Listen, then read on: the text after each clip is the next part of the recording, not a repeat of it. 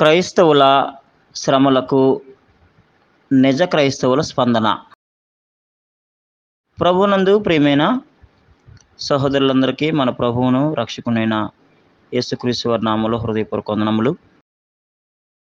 తండ్రి దేవునికి ప్రభుని యేసుక్రీస్తు వారి ద్వారా కృతజ్ఞత స్తోత్రములు, ఘనత, మహిమ, ప్రభావములు పూర్ణ హృదయంతో సమర్పిస్తూ క్రైస్తవుల శ్రమలకు నిజ క్రైస్తవుల స్పందన. అంటే క్రైస్తవులకు అన్ని జనుల వలన లేకపోతే మరొకరి వలన శ్రమలు ఎదురైనప్పుడు, హింసలు ఎదురైనప్పుడు, మరణకరమైన పరిస్థితులు ఎదురైనప్పుడు వారు ఏ విధంగా స్పందించాలి? ఒకనాడు యూదులు ఎలా స్పందించారు, క్రైస్తవులు, నిజ క్రైస్తవులు, ఆది క్రైస్తవులు ఎలా స్పందించారు, నేడు ఇప్పుడు మనం ఎలా స్పందించాలి? మన స్పందన విధానమును దేవుని వాక్య ప్రకారంగా ఎలాగా మార్చుకోవాలి, దేవుని వాక్య ప్రకారంగా ఎలా స్పందించాలనే ఆలోచన మనం ధ్యానించుదాం. చిన్న ప్రార్థన చేసుకుని కొన్ని విషయాలు ధ్యానం చేద్దాం. పరలోకమందున మా తండ్రి, నీతి స్వరూపుడైన తండ్రి, సత్యస్వరూపుడైన తండ్రి, సర్వశక్తి సంపన్నుడైన సర్వోన్నతుడైన నాయన, మీకు స్తోత్రములు. పవిత్రుడు, నిర్దోష, నిష్కల్మషుడు, పాపంలో చేరక ప్రత్యేకమైన వాడైన యేసుక్రీస్తు వారి నామములో మీకు స్తోత్రములు నాయన. క్రైస్తవుల శ్రమలకు క్రైస్తవులు లేకపోతే నిజ క్రైస్తవులు, ఆది క్రైస్తవులు, క్రొత్త నిబంధన క్రైస్తవులు ఏ విధంగా స్పందించారో మేము ఆ విధంగా స్పందించడానికి తగిన సహాయాన్ని కృపను అనుగ్రహించమని యేసుక్రీస్తు వారి నామమున ప్రార్థనకుచున్నాం తండ్రి, ఆమేన్. ప్రభునందు ప్రియులారా, క్రైస్తవులు అనే పదము బైబిల్లో మనకు 3 సార్లు కనబడుతుంది. ఎక్కడెక్కడనంటే అపోస్తుల కార్యములు 26 అధ్యాయం 28వ వచనంలో, ఇంత సులభంగా నన్ను క్రైస్తవుని చేయుచున్నావే. అపోస్తుల కార్యం 11 అధ్యాయం 26వ వచనం. అంత్యోక్యలో శిష్యులు క్రైస్తవులు అనబడి, శిష్యులు క్రైస్తవులు అనబడ్డారు, గుర్తించాలి. పేతురు మొదటి పత్రిక 4 అధ్యాయం 16వ వచనంలో, ఎవడైనా క్రైస్తవుడైనందుకు బాధ అనిపించిన ఎల్లా అతడు సిగ్గుపడక ఆప్యాయను బట్టి దేవుని మహింపరచాలన్నది. క్రైస్తవులు అంటే గతంలో మీకు చెప్పడం జరిగింది, వారు నేర్చుకునేవారు. అపోస్తుల కార్యములు 11 అధ్యాయం 26వ వచనంలో నేర్చుకునేవారు శిష్యులు. మార్చుకునేవారు. అపోస్తుల కార్యములు 26:8లో పౌలు గారు మారి అగ్రిప్పను మార్చడానికి ప్రయత్నం చేశాడు. మార్చేవారు, మార్చుకునేవారు, నేర్పించేవారు, నేర్చుకునేవారు. పేతురు మొదటి పత్రికలో ఓర్చుకునేవారు, ఆ ఓర్పును ఇతరులకు నేర్పేవారు. అంత మాత్రమే కాదు, క్రైస్తవులు అనేక మందిని ప్రేమతో చేర్చుకునేవారు. విశ్వాసం విషయమే బలహీనుడైన వాడిని చేర్చుకుంటానుందండి రోమ 14:1లో. క్రైస్తవులు అనే పదం ఎక్కడి నుంచి వచ్చిందంటే మొట్టమొదటిగా క్రీస్తు నుంచి వచ్చింది. క్రిస్టియన్, ఇండియన్ అంటే ఇండియాకు చెందినవాడు అని అర్థం. క్రిస్టియన్ అంటే క్రీస్తుకు చెందినవాడు అని అర్థం. యేసుక్రీస్తు వారికి శ్రమలు వచ్చినప్పుడు ఏ విధంగా స్పందించారు, ఆది క్రైస్తవులు ఏ విధంగా స్పందించారు, యేసుక్రీస్తు వారికి శ్రమలు వచ్చినప్పుడు ఏ విధంగా స్పందించారో మనం తెలుసుకుంటే, ఆది అపోస్తలులు, ఆది పరిచారకులు, ఆది క్రైస్తవులు ఏ విధంగా స్పందించారో ఆ విధంగా మనం స్పందించవలసిన వరమే ఉన్నాం. లోకంలో మీకు శ్రమ కలుగును, అయినా మీరు ధైర్యం తెచ్చుకోండి అని యేసుక్రీస్తు వారు వారికి ముందే చెప్పాడు. క్రీస్తు ప్రభువుకు శ్రమలు వచ్చినాయి. క్రీస్తు ప్రభువుకు శ్రమలు ఎందుకు వచ్చినాయి అంటే మన కోసమే వచ్చినాయి. ఆనాడు ఎవరి వాళ్ళు వచ్చినాయి అంటే యూదుల వాళ్ళు వచ్చినాయి. ఆయన యూదుడే ఫిబ్రవరి 7:14 ప్రకారంగా. యోహాను సువార్త 4వ అధ్యాయము, యూదుడైన నీవు అని యోహాను 4:9లో ఉంది, డైరెక్ట్గా ఉంది. ఈయన యూదుడు. లూకా సువార్త 7వ అధ్యాయంలో ఈయన యూదుడు అని చెప్పడానికి, ఈయనకు యూదుడైనటువంటి యేసుక్రీస్తు వారికి శతాధిపతి సమాజ మందిరం కట్టించాడు. లోకసువార్త 7:4 వచనం. వారు యేసునొద్దకు వచ్చి, నీ వలన ఈ మేలు పొందుటకు అతడు యోగ్యుడు. అతడు మన జనులను ప్రేమించి, మనకు సమాజ మందిరం తానే కట్టించునని ఆయనతో చెప్పి మిక్కిలి బతిమాలుకొనిరి. మనకు సమాజ మందిరం తానే కట్టించాడు. మన జనులను ప్రేమించాడు. యేసుక్రీస్తు వారు అనేక మందిని ప్రేమించారని చెప్తారు కానీ చాలామంది, యేసుక్రీస్తు వారినే శతాధిపతి ప్రేమించాడు. గుర్తించారు మీరు. అంటే లోకసువార్త 7 అధ్యాయంలో ఉన్నటువంటి ఈ శతాధిపతి సమాజ మందిరాన్ని కట్టించాడు. ఆ సమాజ మందిరంలోకెళ్ళి యేసు దేవుణ్ణి ఆరాధన చేసేవాడు. యోహాను సువార్త 8 అధ్యాయంలో దేవుడు అనేక మందికి యూదులకి ఎలాంటి ఆజ్ఞలైతే ఇచ్చాడో, అలాంటి ఆజ్ఞలు యేసుక్రీస్తు వారికి కూడా చెందినవి. యోహాను సువార్త 8 అధ్యాయంలో మోషే మనకు ఆజ్ఞాపించెను అన్నాడు. 5వ వచనం. అటువంటి రాళ్ళు రువ్వి చంపాలని ధర్మశాస్త్రంలో మోషే మనకు ఆజ్ఞాపించెను అన్నాడు. అంటే ఎవరు మాట్లాడుతున్నారు ఇక్కడ?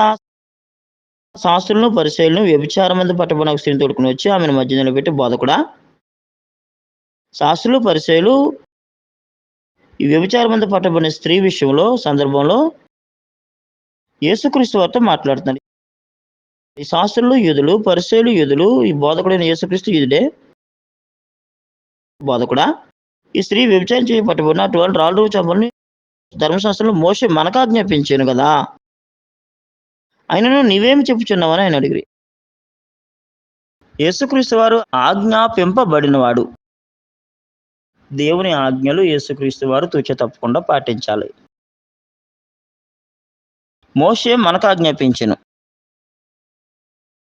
అంటే మోషే చేత ఆజ్ఞాపింపబడినవాడు ఎవరు? యేసుక్రీస్తు వారు. ఇక్కడ రైట్. అసలైన విషయం నేను చెప్తాను. క్రైస్తవులు ఎలా స్పందించాలంటే, యూదులు ఎలా స్పందించారో అంటే క్రీస్తు ఎలా స్పందించాడో అలాగే స్పందించాలి. ఎలా స్పందించారు? ప్రభువైన యేసుక్రీస్తు వారు శ్రమలో వచ్చిన ఎలా స్పందించాడండి?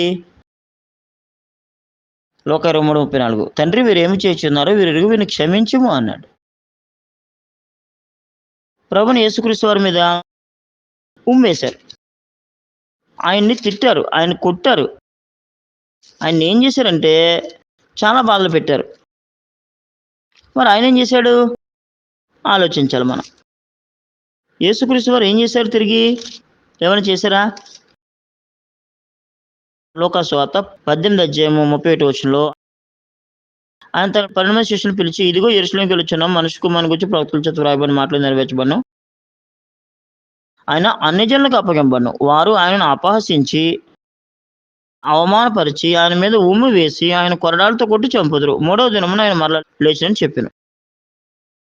వారు ఈ మాటలలో ఒకటైనా గ్రహింపలేదు. ఈ సంగతి వారికి మరుగు చెప్పును కనుక ఆయన చెప్పిన సంగతులు వారికి బోధపడలేదు. ఈనాడు కూడా చాలా మంది యేసుక్రీస్తు వారి మాటలు గ్రహించట్లేదు. ఆయన చెప్పిన సంగతులు వాళ్ళకి ఎలా బోధపడలేదు, అలాగే బోధపడతలేదు. అందుకే తిట్టిన వారు తిడుతున్నారు, కొట్టిన వారిని కొడుతున్నారు, చంపిన వారి మీద కేసులు పెడుతున్నారు. తప్పు. తిట్టిన వాళ్ళని తిట్టకూడదు, కొట్టిన వాళ్ళని కొట్టకూడదు, చంపిన వాళ్ళ మీద కేసు పెట్టకూడదు క్రైస్తవులు. ఏం చేయాలి మరి? కొరింథీ మొదటి పత్రిక 6వ అధ్యాయంలో వ్యాజ్యాలకు వెళ్ళొద్దని ఉంది బైబిల్లో మనకి. తర్వాత 6వ అధ్యాయంలోనే అన్యాయాన్ని సహించమనుంది. మనం చాలా జాగ్రత్తగా గమనిస్తే అవిశ్వాసులు ఎదుటి వ్యాజ్యమాడకూడదని ఉంది. పరిశుద్ధులు లోకానికి తీర్పు తీర్చాలి. మన దేవతలకు తీర్పు తీస్తాం. ఈ జీవన సంబంధమైన వ్యాధులు మీరు కలిగిన ఏళ్ళ తీర్పు తీర్చడం సంఘంలో తృణీకరించబడిన వారిని కూర్చొని పెట్టకూడదు. తన సహోదరుల మధ్యన వ్యాజ్యం తీర్చగల బుద్ధిమంతుడు మీలో ఒకడైనా లేడా? అంటే మాకు న్యాయం తీర్చమని అన్యుడైన సుప్రీంకోర్టు ప్రధాన న్యాయమూర్తి దగ్గరికి వెళ్ళకూడదు. మాకు న్యాయం తీర్చమని హైకోర్టు ప్రధాన న్యాయమూర్తి దగ్గరికి వెళ్ళకూడదు, వాడు అన్యుడు. సహోదరుడు సహోదరుని మీద వ్యాజ్యమాడుచున్నాడు. మరి అవిశ్వాసుల ఎదుట వ్యాజ్యమాడుచున్నాడు. వ్యాజ్యమాడుకోకూడదు మనం. అంటే మనలో సంఘ భేదాభిప్రాయాలు ఉండకూడదు. ఒకరి మీద ఒకడు వ్యాజ్యమాడుట మీలో ఎప్పటికీ కేవలం లోపం. అంతకంటే అన్యాయం సహించడం మేలు కాదా? అన్యాయం సహించాలి. అన్యాయాన్ని సహించాలి. అన్యాయాన్ని క్షమించాలి. కొరింథీ 2 పత్రిక 11 అధ్యాయంలో నేను చేసిన ఈ అన్యాయాన్ని క్షమించండి అంటున్నాడు. ఎవరు? పౌలు గారు. కొరింథీ 2 పత్రిక 12, 13. నేను చేసిన ఈ అన్యాయమును క్షమించుడి. అన్యాయాన్ని సహించాలి. అన్యాయాన్ని క్షమించాలి. పేతురు పత్రికలో అన్యాయముగా శ్రమ పొందాలి. పేతురు మొదటి పత్రిక 2:19. ఎవరైనా అన్యాయముగా శ్రమ పొందొచ్చు. దేవుని గూర్చిన మనసాక్షి కలిగి దుఃఖము సహించిన యెడల అది హితమగును. తప్పిదమునకై దెబ్బలు తిన్నప్పుడు మీరు సహించిన యెడల మీకేమి ఘనము? మేలు చేసి బాధపడినప్పుడు మీరు సహించిన యెడల అది దేవునికి హితమగును. ఇందుకు మీరు పిలువబడుతురి. క్రీస్తు కూడా మీ కొరకు బాధపడి మీరు తన అడుగుజాడలో నడుచుకున్నట్లు మీకు మాదిరించిపోయాను. ఆయన పాపం చేయలేదు.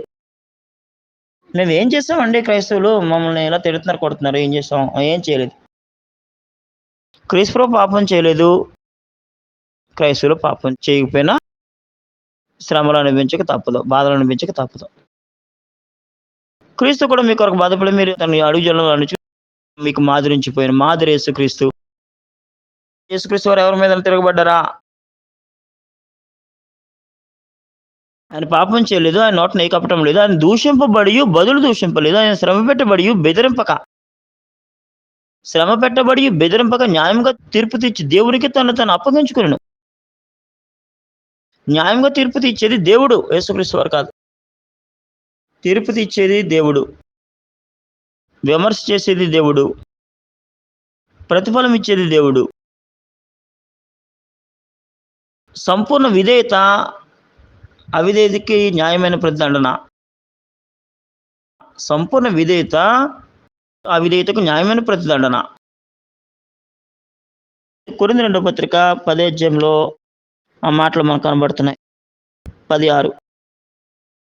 మీరు సంపూర్ణ విధేయతను కనపరిచినప్పుడు సమస్తమైన అవిధేయతకు ప్రతిదండన చేసి సిద్ధపడినాము. అవిధేయతకు ప్రతిదండన, అవిధేయతకు దుష్టుల దుర్మార్గులు అంటే ఆర్ఎస్ఎస్, బజరంగ దళం, విశ్వ హిందూ పరిషత్, బీజేపీ, ఇంకా ఎవరైనా మీరు పాత నిబంధనలోకి వెళ్ళినప్పుడు దేవుని ప్రజల్ని అనేకమైన అన్యజనులు బాధపెట్టినప్పుడు దేవుడు మళ్ళా వారితో యుద్ధం చేసేవాడు. దేవుని ప్రజల్ని ఇబ్బంది పెట్టి, ఉదాహరణకి ఫరో దేవుని ప్రజల్ని, ఇశ్రాయేల్ ప్రజల్ని ఇబ్బంది పెట్టాడు. సుఖపడ్డా? లేదు. అష్షూరీయుల్ని ఎలా మట్టి కరిచేశారో, సిరియన్లు ఎలా మట్టి కరిచేశారో, ఐగుప్తులు ఎలా మట్టి కరిచేశారో, బబులోను రాజు, బబులోనీయులు, మాదీయులు, మాదీ రాజులు, పారసికులు, పారసిక రాజులు, గ్రీకులు, గ్రీకు రాజు, రోమీయులు, రోమా రాజులు ఎలా మట్టి కరిచేశారో దేవుని బిడ్డల మీద తిరగబడి దేవునికి, దేవుని పిల్లలకు హాని చేసి, అపహసించి, చంపుతూ సంతోషించినటువంటి వారు ఏ విధంగా దేవుని ఉగ్రతకు పాత్రలైపోయారో మనం లేఖనాల్లో అనేకమైన చూస్తాం. ఈ లేఖనాలు ఉన్నాయి, మనందరికీ తెలుసు. అయితే మనం ఎలా స్పందించాలి? ఏ విధంగా స్పందించాలి? పేతురు పత్రికలో మనం చదివినట్టుగా దూషింపబడి బదులు దూషింపలేదు, శ్రమ పెట్టబడి బెదిరింపగా న్యాయంగా తీర్పు తీర్చి దేవునికి తను అప్పగించుకుని. శ్రమలు ఎందుకనంటే పేతురు మొదటి పత్రిక 4 అధ్యాయం 12వ వచనంలో మహానందం కొరకు మహాశ్రమలు, అగ్ని వంటి మహాశ్రమను గూర్చి మీకేదో వింత సంబంధించినట్లు ఆశ్చర్యపడకు. 4:12. క్రీస్తు మహిమ బయలుపరచుకున్నప్పుడు మీరు మహానందంతో సంతోషించిన నిమిత్తము క్రీస్తు శ్రమల్లో మీరు పాలువారైనంతగా సంతోషించుడి. క్రీస్తు నామం నిమిత్తం మీరు నిందపడినెల్లా మహిమ స్వరూపైన ఆత్మ అనగా దేవుని ఆత్మ అంటే దేవుని శక్తి, దేవుని కృప, దేవుని బాహుబలం, దేవుని పరాక్రమం, దేవుని ఆత్మ మీ మీద నిలుచుచున్నాడు గనుక మీరు ధన్యులు. మీలో ఎవడునూ నరహంతకుడిగా గాని, అంటే నరహంతకుడిగా ముద్రించుకోకూడదు క్రైస్తవులు. దొంగగా గాని, దుర్మార్గుడిగా గాని, పరుల జోలికి పోవాడుగా గాని 4 రకాలు చెప్పాడు ఇక్కడ. నరహంతకుడిగా ఉండకూడదు, చంపినోడిని చంపకూడదు. దొంగగా ఉండకూడదు, దుర్మార్గుడిగా ఉండకూడదు. దుర్మార్గుడిగా ఆళ్ళుండొచ్చు. ఎవరుండొచ్చు? బయటోళ్ళు ఉంటారు. ఆళ్ళకి వాక్యం తెలీదు కాబట్టి. కానీ క్రైస్తవుడు ఉంటాకు వీల్లేదు. క్రైస్తవుడు నరహంతకుడిగా ఉంటాకు వీల్లేదు. దొంగ ఉంటాకు వీల్లేదు. దుర్మార్గుడిగా ఉంటాకు వీల్లేదు. పరుల జోలికి పోవాడుగా ఉంటాకే వీల్లేదు. బాధ అనిపింపదగదు. ఎవడైనా క్రైస్తవుడైనందుకు బాధ అనిపించినెల్లా. అసలు క్రైస్తవుడైనప్పుడే బాధ అనిపిస్తాడని తెలుసుండి క్రైస్తవుడవ్వాలా. అనుభవించినెల్లా. బాధను గురించి చదవడం, చెప్పడం, వినటం కాదు. బాధ అనుభవించాలి. క్రైస్తవులు బాధలు అనుభవించడం మేలు అని చెప్తుంది గ్రంథం. అతడు సిగ్గుపడక ఆ పేరుని బట్టి దేవుని మహిమపరచబడును. ఆ పేరుని బట్టియే నువ్వు క్రైస్తవుడు అయ్యావా? నీకు బాధ కలుగుతుంది. మంచిది, నేను దేవుని మహిమపరుస్తాను. తీర్పు దేవుని ఏంటి ఆరంభం కాలవచ్చినది. అది మన ఎదురు ఆరంభమైతే దేవుని సువార్తకు అవిధేయులం గతి ఏమవును? మరియు నీతిమంతులే రక్షింపబడదురలమైతే భక్తిహీనుడు పాపి ఎక్కడ నిలుతురు? కాబట్టి దేవుని చిత్త ప్రకారం బాధపడేవారు, దేవుని చిత్త ప్రకారం బాధపడేవారు. ఇది దేవుని చిత్త ప్రకారమైన బాధ, మానవ చిత్త ప్రకారమైన బాధ కాదు. ఆర్ఎస్ఎస్లు, బజరంగ దళాలు, విశ్వ హిందూ పరిషత్తు ఎలపెట్టే బాధ కాదు ఇది. దేవుడే అంటే నామకాది క్రైస్తవులు వీళ్ళందరూ కూడా దేవుడు ఒక్కడే నమ్మని వారు వీళ్ళందరూ నామకాది క్రైస్తవులే. యేసుక్రీస్తుని దేవుడు అన్న వాళ్ళందరూ నామకాది క్రైస్తవులే. పరిశుద్ధాత్మను దేవుడు, ప్రత్యేకమైన దేవుడు అన్నవాళ్ళు, వ్యక్తి లేకపోతే వేరొక శక్తి అన్న వాళ్ళందరూ కూడా అబద్ధపు క్రైస్తవులే. వీళ్ళందరి మీద దేవుడు ఏం చేస్తానంటే అన్ని జనులను పంపించి దేవుడే బాధ పెడుతున్నాడు. దేవుడే శిక్షిస్తుంటే, దేవుడే గద్దిస్తుంటే, దేవుడే ప్రార్థన చేస్తుంటే, దేవుడే పగ తీర్చుకుంటుంటే ఇంకా మీరు దేవుడు నియమించినటువంటి ప్రతినిధులకి ఫిర్యాదులు చేసి సుప్రీంకోర్టుకి, హైకోర్టుకి, లేకపోతే జిల్లా కోర్టులకి అక్కడికెళ్ళి ఇక్కడికెళ్ళి మనం ఫిర్యాదులు చేసినంత మాత్రాన ఫలితం ఏముంటది?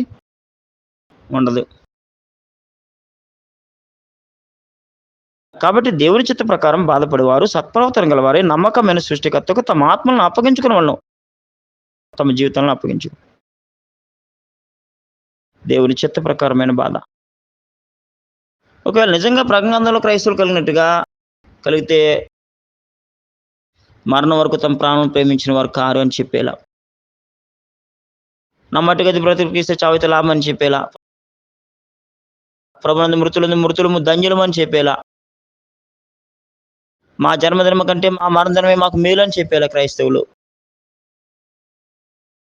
నేను యెరూషలేములో బంధింపబడ్డా కాదు చనిపోవడానికి సిద్ధంగా ఉన్నానని చెప్పేలా క్రైస్తవులు. నేను తప్పు చేస్తే మరణానికి భయపడిన, తప్పు చేయకపోతే నన్ను చంపడం ఎవరి తరం కాదని చెప్పేలా పౌల్లాగా క్రైస్తవులు. నేను తప్పు చేస్తే మీ నాన్నగారి దగ్గర తీసుకెళ్ళకూడదు, నీవే నన్ను చంపేయి, అక్కడ దాకా ఎందుకని దావీదులాగా చెప్పేలా. కాబట్టి మరణాలకి మూకుమ్మడిగా క్రైస్తవులు రావాలే కానీ మాలో 10 మందిని చంపితే మేము 100 మంది తిరగబడతామని క్రైస్తవులు అనకూడదు. మా ఊరొచ్చి మా చర్చిలో ఉన్నటువంటి 2 ముగ్గురిని చంపితే మేము 20 మంది 30 మంది ఆహుతైపోవడానికి, హతసాక్షులు అయిపోవడానికి, మరణానికి ముందుకొచ్చేస్తామని. వాస్తవానికి మణిపూర్లో చంపారు కాబట్టి భారతదేశంలో ఉన్నటువంటి ఇంకా 28 రాష్ట్రాల్లో ఒక రాష్ట్రానికి ఇబ్బంది కలిగితే 27 రాష్ట్రాల్లో ఉన్నటువంటి క్రైస్తవులు అందరూ మూకుమ్మడిగా మరణాలకి సిద్ధపడవలసిన అవసరం ఎంతైనా ఉంది. ఎలా స్పందించాలి అనంటే ఆది క్రైస్తవులు ఎలా స్పందించారు, అపోస్తులు ఎలా స్పందించారు, యేసుక్రీస్తు వారు ఎలా స్పందించాడు, దేవుని కుమారుడు మధ్యవర్తి నరుడు యేసుక్రీస్తు వారు ఎలా స్పందించారో అపోస్తులు ఎలా స్పందించారో, ఆది క్రైస్తవులు ఎలా స్పందించారో, క్రీస్తు యేసునందు సద్భక్తితో బ్రతుకునుద్దేశించి వారందరూ హింస పొందుదురు. ఎలా స్పందించాలంటే, క్రైస్తవుల్ని హింసిస్తుంటే సహనంతో స్పందించాలి. సహనం ప్రదర్శించాలి. శిక్షిస్తుంటే రక్షణ ప్రదర్శించాలి. అది స్పందన. చీకట్లో పెడితే వెలుగును ప్రదర్శించాలా? శపించిన వారిని దీవించాలా? శపించిన వారిని దీవించడం నిజ క్రైస్తవుల స్పందన. శిక్షిస్తున్న వాళ్ళని రక్షించడం నిజ క్రైస్తవుల స్పందన. చంపుతున్న వారి బ్రతుకుని ఎవరైతే మనల్ని చంపుతారో వాళ్ళ యొక్క బ్రతుకును కోరడం నిజ క్రైస్తవుల స్పందన. స్పందన సరిగా లేకపోతే మనకు ఇబ్బందులు ఎదురవుతాయి. కాబట్టి క్రైస్తవుల శ్రమలకు నిజ క్రైస్తవుల స్పందన ఎలాగుండాలో అనేకమైన వాక్యాలు ఉన్నాయి. అపోస్తలుల 8వ అధ్యాయంలో క్రైస్తవులకు హింస కలిగింది. చెదిరిపోయే వాక్యాన్ని ప్రకటించారే కానీ ఎవరి మీద తిరగబడలేదు.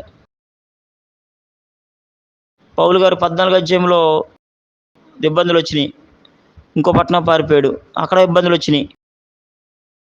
తెసలోనిక నుంచి బెరయా నుంచి మాసిదోనియాకి, ఏథెన్స్కి అలాగ ఒక హింసలు వస్తుంటే ఒక పట్టణం నుంచి మరొక పట్టణం, మరొక పట్టణం నుంచి మరొక పట్టణం వెళ్ళిపోయాడే కానీ ఒక గుంపును వేసుకుని ఇంతకుముందు ఎలాగైతే అనేక మంది చంపేశాడో మారకముందు అలాంటి పరిస్థితులు లేవు పౌలు గారికి.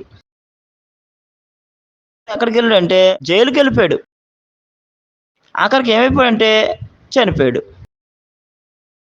అలాగన క్రైస్తవులు తమ జీవితాలను దేవుళ్ళు చాలించాలే కానీ వాస్తవానికి ఇప్పుడు చేస్తున్నారు, కొంతమంది చేస్తున్నట్టుగా కీడుకు ప్రతి కీడు, దూషణకు ప్రతి దూషణ, కంటికి కన్ను పంటికి పళ్ళు అనేది మాత్రం మనది కాదు. వాక్యం ఏం చెప్పిందంటే, నిన్ను ఒక చెంప మీద కొడితే మరొక చెంప తిప్పు, ఒక మైలు దూరం రమ్మంటే 2 మైలు దూరం వెళ్ళు. స్పందన ఎలాగుంటే అప్పుడు ఇవాళ కాకపోతే రేపొద్దున అన్ని జనులు అనేక మంది మారుతారు. యేసుక్రీస్తు వారిని చంపినటువంటి 3000 మంది ప్రజలు యేసుక్రీస్తు వారికి శిష్యులైపోయారు. సహోదరులారా, మేమేం చేతమని పేతురు కడమపోస్తున్న అడుగుగా, మీరు సిలువేసిన చేసిన దేవుడు ప్రభు గారిని క్రీస్తుగా నియమించని చెప్పేసాడు పేతురు. కాబట్టి నమ్మకత క్రైస్తవులందరూ నిజమైన క్రైస్తవులు అయిపోతారు. అన్ని జనులందరూ కూడా క్రైస్తవులు అవుతారు. ఎప్పుడు? దేవుడు ఎలా స్పందించమన్నాడు అలా స్పందించినప్పుడు. పాత నిబంధనలో షిమి దావీదు మీద తిరగబడ్డాడు. దావీదు శిక్షించాడా? సౌలు అనేకమైన సార్లు తరిమాడు. దావీదు శిక్షించాడా? కయీను హేబెల్ని చంపేశాడు. హేబెల్ తిరగబడ్డాడా? మీరు ఆలోచించండి, ఫస్ట్ నుంచి కూడా ఆలోచించండి. అయితే కొన్ని సందర్భాలు ఉన్నాయి, ఖచ్చితంగా చెప్పను నేను. దానియేలు మరణాలను ఆపాడు. ఎస్తేరు మొర్దెకై కాలంలో వారు కూడా మరణాలను ఆపారు. చాలా ప్రార్థనలు చేశారు, ఉపవాస ప్రార్థనలు చేశారు. దేవుడు సహాయం చేశాడు. అలాంటి సందర్భాలు కూడా ఉన్నాయి. కానీ ఎక్కువగా దీర్ఘశాంతంతో, సహనముతో, ఓర్పుతో, క్షమాపణతో, ప్రాణత్యాగంతో అనేక మందిని మార్చినట్టుగా మనం చూస్తూ ఉన్నాం.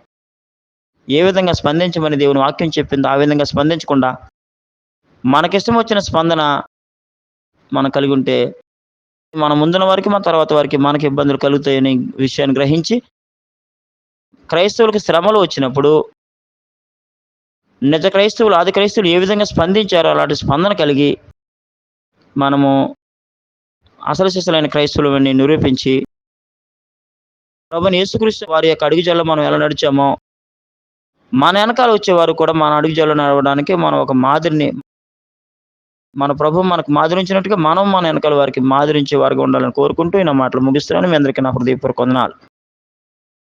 ప్రార్థన చేసుకుందాం. పరలోకమందున మా తండ్రి, మీకు స్తోత్రములు. మీ గ్రంథం తెరిచి కొన్ని విషయాలు నేర్చుకున్నాం. విని వదిలేసే వారం కాకుండా వాక్య ప్రకారంగా నడుచుకునేందుకు సహాయం చేయండి. మీరు ఏ విధంగా స్పందించమన్నారో ఆ విధంగా స్పందించే భాగ్యం దయచేయమని మా యొక్క పరిస్థితులన్నిటిలో కూడా మీరు తోడేయండమని. మీ చిత్తమైతే మేము ప్రాణాల త్యాగాలకైనా మరణం వరకు తమ ప్రాణాలను ఎలా ప్రేమించలేదో ఆది క్రైస్తవులు అలా మేము ప్రేమించుకున్నట్లుగా సహాయం చేయమని. మా మట్టుకైతే బ్రతుకుడికి ఇస్తే చావైతే లాభమని మేము కూడా చెప్పడానికి సహాయం చేయండి. మీ సహాయం అనుగ్రహించమని. మమ్మల్ని తిడుతున్న వారిని, కొడుతున్న వారిని, చంపుతున్న వారిని మీ శత్రువును ప్రేమించుడి. మిమ్మల్ని ద్వేషించే వారికి మేలు చేయుడి. మిమ్మల్ని బాధించే వారి కొరకు ప్రార్థించేయుడి.